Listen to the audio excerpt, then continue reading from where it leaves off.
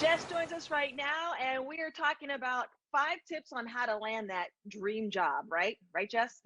Absolutely, because we're all on Zoom right now, and so many people get freaked out about doing a job interview remotely like that. Yeah, and so you have some tips for us. What's tip number one? So, tip number one is don't read your resume. And this is a good piece of advice whether you're actually in person or doing it virtually, because you wouldn't have the job interview if somebody didn't already know your qualifications.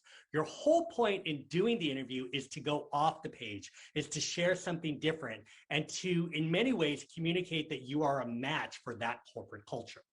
Yeah, well, some people get kind of nervous, so they feel more comfortable when they read, right? But you're saying don't do that. Don't do that, and really, if it does help you, come up with stories ahead of time and actually have those in front of you. In fact, storytelling is my second tip, because it's important for you to communicate yourself in the best light possible. So don't summarize. For example, don't say I am a team player. Think if you were going on a date and you heard that, it wouldn't make any sense. Like, oh, I'm a really romantic guy.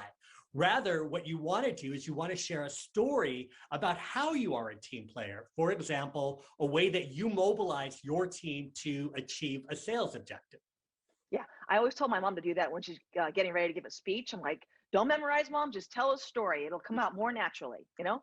Absolutely, because we like hearing stories and we get engaged when somebody's playing a movie for us with their words. Yeah. And I know your other tip is about the background, and I can see that you are really following your tip there with that nice, even, plain background, right? Absolutely. So, tip number three is to pick a neutral background.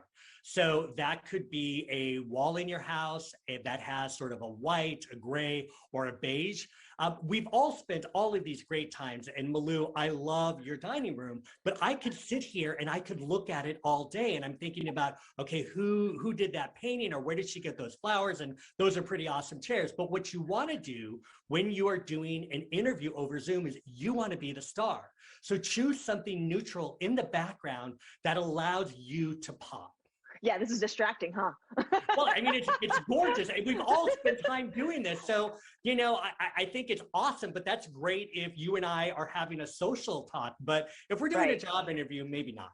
Yeah, totally agree. And I know one thing that you also say is stand up, which I really, think is very helpful. I get tired of sitting down all the time.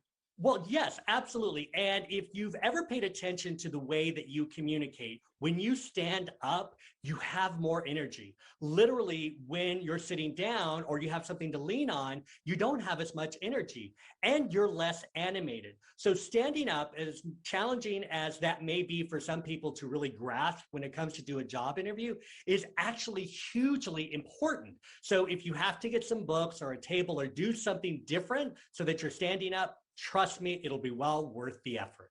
Yeah, I know for sure. Anytime I stand up, I always have a lot more energy. I have to slow myself down sometimes. Absolutely. I mean, it's natural, right? We all, that's why when we stand up, when we sing, or when somebody's doing a keynote, it's all about being in your body and being energetic. I know another tip of yours has something to do with the lens.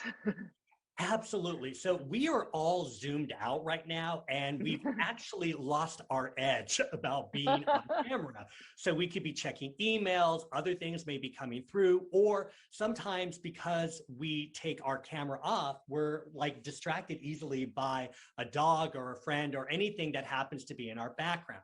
What we have to remember is that communication is not only about the words that we use, but it's about our facial expressions. It's about eye contact. It's about all of these expressive things in your body. So remember to look through the lens and to another human being. Somebody else is on the other end and they are giving you his or her time. Well, Jess, I know that you're a media coach. You're also an author. So great advice. Tell me the name of your book again. It's awesome.